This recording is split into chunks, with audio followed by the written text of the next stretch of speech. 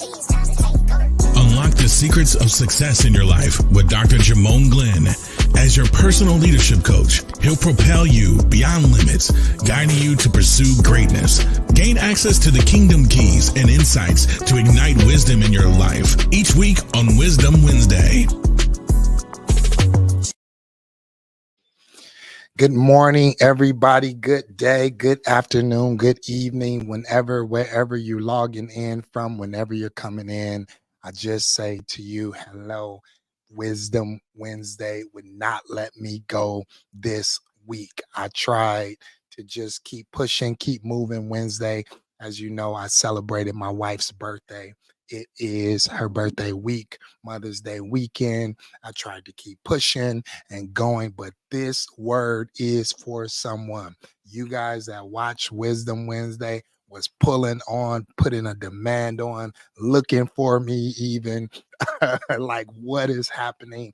And so I woke up early this morning with this word on me, and I will not let it go until I release it.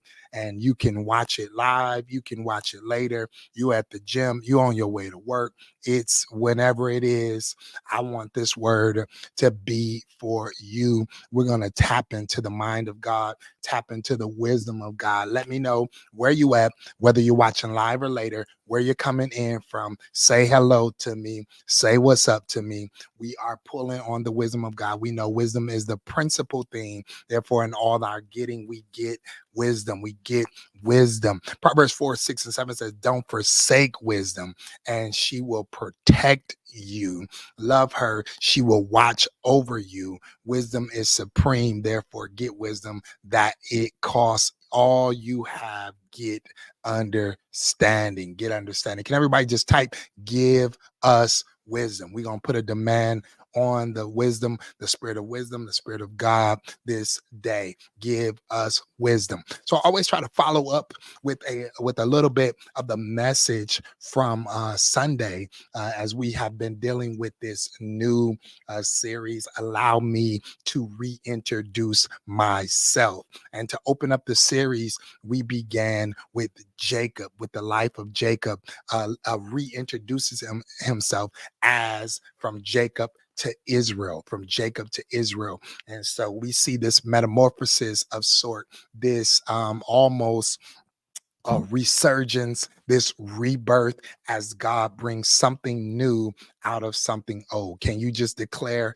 and type that? God is bringing something new is out of something old. Something new is coming out of something old. Something new is coming out of something old. I declare that, decree that over you this month of May, that something new is coming out of something old. As the spring season, you see things blooming, things that have been planted in previous seasons, things that have been underground, beneath the surface. As the rain comes, as the season change, you see a blooming, you see a birthing, you see a coming forth, you see something new coming out of something old. And I declare over your life, in your life, that something new is coming out of something old. And so God is intent about this promise that he made to Jacob over his life, that he made to his mother over his life concerning his life, and spoke a very direct word over Jacob's life that he would be who God had called him to be. And I want you to understand this as well, that before God formed you, before you were formed, birthed out of your mother's womb, that you had a plan. God had a plan for you and a purpose, and that promise for your life will prevail. The promise of God will prevail. And so Jacob has this word over his life. His mother knows this. I don't want to get too much into the backstory because I got to deliver this point, but his mother knows this. She receives this word from God concerning his life. His father's getting old. It does not look like it's about to manifest or come to pass. Instead of trusting God for manifestation, she manipulates the situation. Instead of trusting God for manifestation, manifestation, she manipulates the situation. How many times have we gotten nervous because our timetable or our time clock has not happened yet? And instead of trusting God for manifestation, we try to manipulate the situation, try to get involved and make it happen, make what it is that God promised us manifest and happen. And so instead of trusting God for manifestation, she tries to manipulate the situation, tells her son to trick her husband, go in, get the birthright.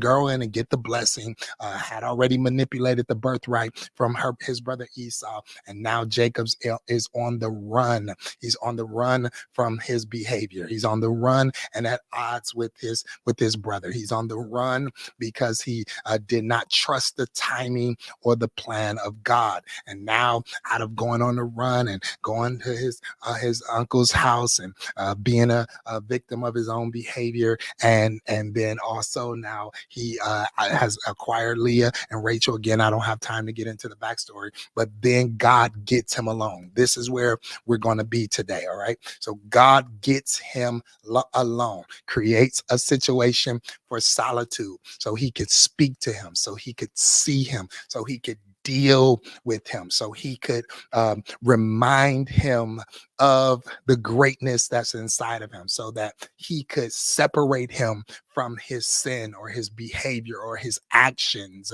and align him with his will. God gets him alone.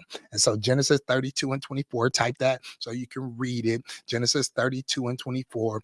I'm not going to be long, but I got to get to this. It wouldn't let me go. So Jacob was left alone. So Jacob was left alone. He was not with his family. He was isolated. He was in a season, in a space of aloneness with God. And the Bible says, and a man, a theophany, a man, a angel, a God-like figure had an encounter with him. A man wrestled with him till daybreak. And maybe that's why this came upon me so strong as I woke this morning and would not let me go. Wrestle with him till daybreak. And when the man saw the angel, the theophany saw that he could not overpower Jacob. Jacob had this behavior for a long time. He had these ideas for a long time. This was a stronghold. He was stubborn in his ways. He was set in his ways. He had been this way his entire life. And God comes and has an encounter with him and wrestles with him till daybreak and could not overpower him. Come on now. You got to understand that you have a will, that you have a strength, right? That your will has to yield to the purpose and the plan of God, that your yes has to come out of your mouth. God won't make you. He won't force you. He will wrestle with you. He will try to convince you. He will try to convey a thought concerning you. He will try to remind you. He will deal with you. He will convict you. He will sharpen you. He will strengthen you. He will speak to you. But you have to say yes. You have to surrender to God. The Bible says in verse 25, when the man saw he could not overpower him, he could not overpower Jacob, because this idea of himself was rooted. It was a stronghold. He then touched the socket of Jacob's hip so that his hip was wrenched and wrestled with the man. So now the man could not overpower Jacob's idea, his identity, his place that he had been. So he hits him on the hip and cripples him. So he has to get an advantage, right? Has to get him to surrender, say uncle, to yield. How many of you can be honest that your will can be so strong that God will allow something to hit you that hurts you, but it also breaks your will? It also brings you into a surrender, because God is so intent about you living your God-given idea and identity that he will allow something to shift you, to shake you, not to destroy you, but to deliver you.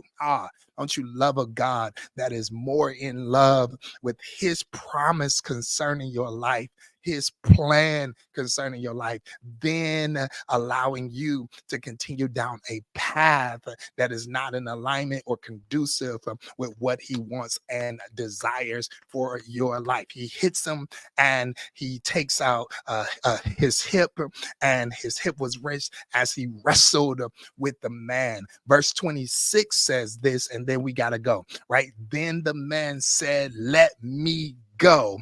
Then the man said, let me go because it's daybreak. I got to go. I've been fighting with you all night, trying to convince you, trying to convert you, trying to get you to surrender, trying to get you to submit to my purpose and my plan and my idea concerning you, and you won't let me go. Jacob replied, I will not let you go until you bless me. I got my father's blessing. I stole my brother's birthright, but none of that is compared to the blessing of God. I will not let you go.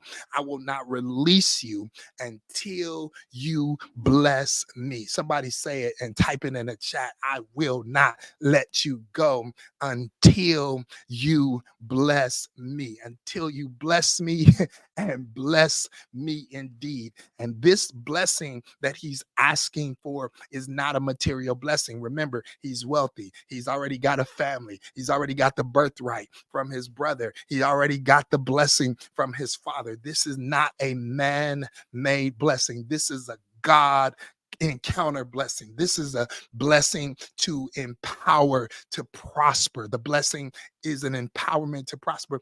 This is literally a blessing of identity. Come on, we're about to talk now. This is a blessing of identity. I will not let you go until you change me, until you convert me, until you birth the butterfly out the caterpillar, until you renew my thinking and my behavior, until you change me from the inside out, until I become everything that you predetermined for me to become. I will not let you go until you birth out of me what you planned for me. I will not. I want that. I want that more than anything. I got to have that type of blessing, and I will not let you go until you do it. 4 things that Jacob is wrestling for, that I believe we wrestle with God for, that we must wrestle with God for. Y'all ready? 4 things that we wrestle for. Number 1, we wrestle with and for our identity. Come on, type it. Our identity. Not what man said, not what labels have been put on us, not the things we've done, not what has been spoken to us, but our God-given identity. Jacob is wrestling with identity. He's wrestling with the idea of who God created him to be. He's wrestling with the idea of who God created him to be. How many of you can be honest and say you have wrestled with the idea of who God said you are? His ideas, his thoughts are not our thoughts. His ways are not our ways. He has a lofty idea, a picture of a preferred future. He's shown you who he spoke you to be. And you're looking around at your life, your neighborhood, your family dynamic, your financial situation, and you're saying, you think that about me? That's how you see me? That's what you say about me? You say I'm strong when I feel weak. You say I'm rich when I feel poor. You say I'm healthy and healed when I feel sick. You say I'm whole when I feel broken. You think that about me, but what about this? And what about what I done? And what about when I was 5? And what about when I was 16? And what about how I did this? And what about when I sinned? And what about this, that, and the other? And we keep reminding God of why we can't be who he created us to be. And God keeps reminding you that you are who I said you are. And I'm willing to get into the ring and wrestle. Can I tell somebody this day that it's worth the wrestle? Come on, type it. It is worth the wrestle. Wrestle with God's idea about your identity. It is worth the wrestle. There is wisdom in the wrestle, huh?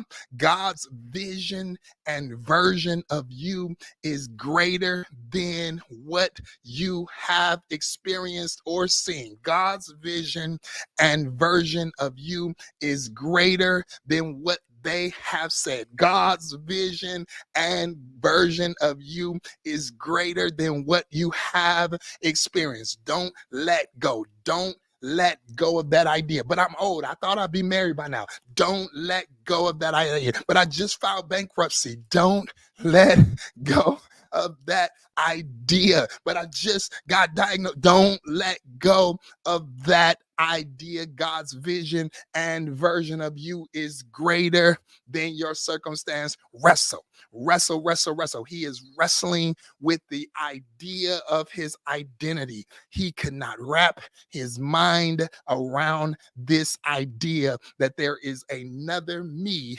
inside of me. Come on, somebody ought to type that. There is another me. There is another me inside of me. You ought to tag somebody and tell them there's another you inside of you, a greater you, a king version of you, a queen version of you. There is another version of you inside of you, and the best is yet to come. Number two, he's wrestling with his insecurities. His insecurities. Let's be honest. We all have insecurities. We look one way on the outside, look like it's happening, and secretly inside, we are second guessing ourselves, wrestling with imposter syndrome. Fully showed up in a space and a place where we belong, that God ordered, but yet we still are insecure about how we got there, what we'll do while we're there, if we belong there, how long we gonna stay there, if we gonna get out of there, who's gonna remove us, dealing with the insecure. He's wrestling with his insecurities. What have they find out? What if they understand? What if they know? Have you ever had to deal with your own insecurities, right? Deal with your own insecurities. Wrestle with your insecurities. Insecurities come from inside, not outside. Wrestle with them, deal with them, make them submit, make them surrender. Number three, I don't have time, y'all. He's wrestling with his inadequacies. Come on. He's wrestling with his inadequacies, his inability, what he lacked. He now has a hip loss. He has an inadequacy. He's something broken. Something is missing. Something has been taken from him. A divorce, a loss of a job, a loss of an opportunity, a loss of a loved one. He has to live with what he's lost. He has to live with what he's lost and live with what he has left. He has to focus not on what he's lost, but what he has left. And he has to learn how to navigate and live with this in the blessing. Have you ever felt inadequate? The room was bigger than you. The moment felt bigger than you. The opportunity felt bigger than you. The dream God gave you is bigger than you. The business idea is bigger than you. It costs more money than you have. If you don't need a team, you don't have a dream. If a God-sized idea always comes. I talk about this in my book, Unlock Your Dreams. A God-sized dream always comes a size too big, because you have to grow into it. You have to grow into it. He always is more loftier. Don't allow your inadequacies to put you in a space where you forfeit the promise of God concerning your life. He knows, he likes when you have to not only rely on your ability, so you have to rely on his ability, right? His ability. You have God ability, so that your ability becomes his ability. Don't let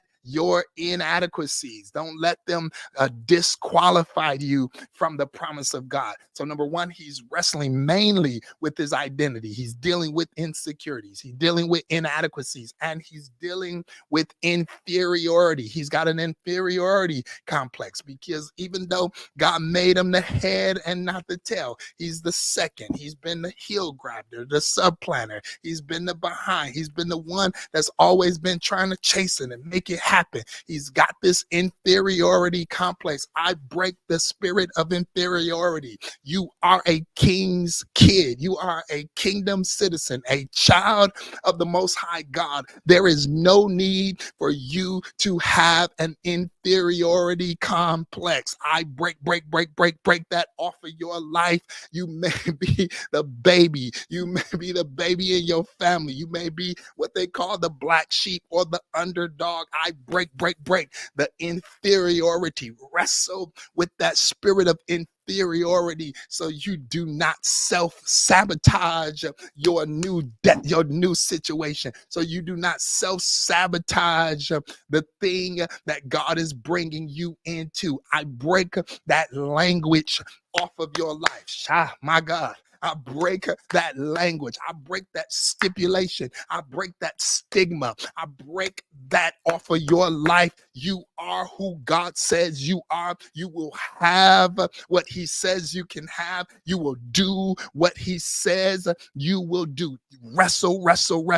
It is worth the wrestle. It is worth the wrestle. There is wisdom in not trying to hide these things from God, but to bring them to the ring, bring them to God and say, God, deal with my inferiority, deal with my identity, deal with my inadequacies, deal with me, help me to fight, help me. These are strongholds. Deal with my insecurities. They're strongholds. Don't let them destroy my destiny. Don't let me destroy me. Don't let me destroy me, God, but birth out of me. Breathe through me. Put your name on me and let me be who you created me to be. And so when God is allowing us to wrestle, there's wisdom with wrestling. We're wrestling with God's idea of us over our own idea or our own identity. And we wrestle with God for his will. Wrestle for the will of God. Wrestle for the purpose of God. Wrestle for the plan of God. You will not settle. You will not settle in this season. Something new is coming out of something old. You will not settle. You will learn how to live with what you lost. Come on here. You will learn how to live on what's left. You will learn how to live with your limp. You will learn how to live with it, but you will not settle for less than what God has promised you. He will teach you how to live after things that you thought you will never lose. He will teach you how to live after things, after situations that you thought that they said you will never come back for. You must wrestle. You have to learn how to live with it. Jacob said, you took the hip from me, but I'm going to learn how to fight and wrestle for your idea and your identity. And I will not let you go until you bless me. This word has me in a chokehold, and y'all put a demand that I released it out of my belly, woke me up bright and early to make sure that I release this Wisdom Wednesday word. Here, we got to get ready to go. The verse 27 in Genesis 32 and 27, after the wrestle, the man said to Jacob, asked him an important question. Come on, listen to me here. He asked him a rhetorical question.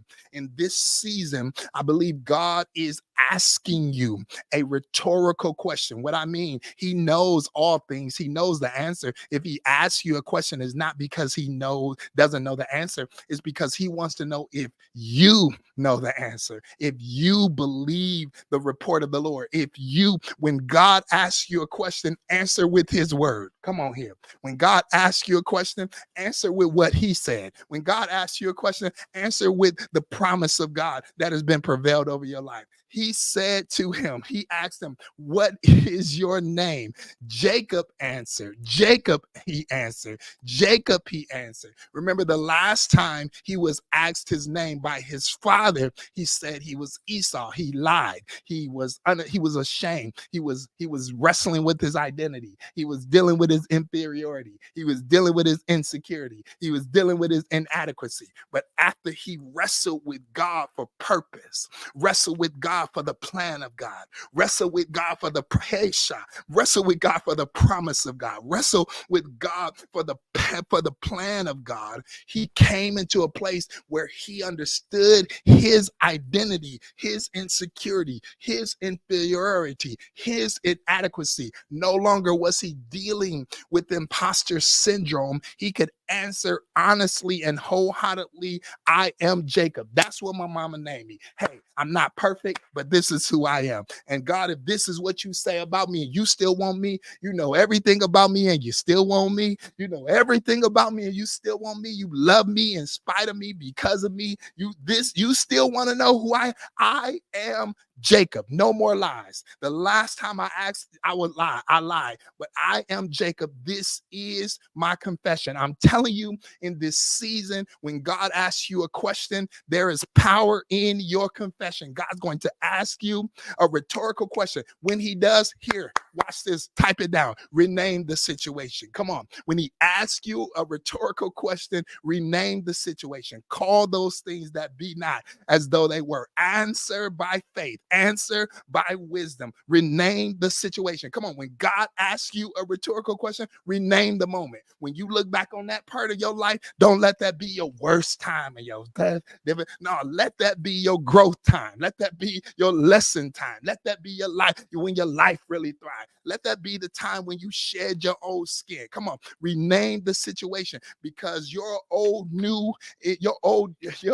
you is going to cost you your old you. Come on here. God is asking you. He's about to rename your situation with your mouth, with your language. He's going to rename your situation. Genesis 32:28, and we got to go. Y'all not holding me. Y'all got to go to work. We got to get up out of here. We got things to do today. Listen, he says, then the man said to him, he said, my name is Jacob. Then the man said to him, whenever you are honest with God, transparent with God, tell the truth to God, God always reveals to you what he thinks about you. He said, your name will no longer be Jacob, my God, but Israel. My glasses is fogging up this morning. Your name will no longer be Jacob, but Israel, because you have struggled, you have wrestled with God and humans and have overcome. Pastor Hannah dealt with this on Thursday night Bible study. He's dealt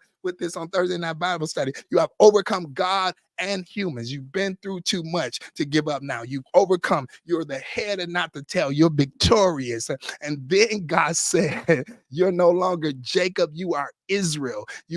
I'm changing your name from supplanter to having power with God. God is releasing and changing your name to having power with God. You have prevailed with God. This is your winning season. The wisdom of wrestling. You are winning. You are prevailing with God and man. You are an overcomer. Come on, somebody type on the screen. What are you? You are more than a conqueror. Come on, type it. You are an overcomer. You are the head and not the tail. Come on, you are victorious. I need you to say it. Come on, you are what God said. You're not what they said. You're not what you did. You're what God said. Come on, this is your winning season. This is your overcoming season. You are the head and not the tail. You are a blood-bought believer. You are forgiven. You are redeemed. Come on, you are blessed when you come and when you go. That's right. You are an overcomer. Come on, type it. I need you to declare it. Put it out there. I am.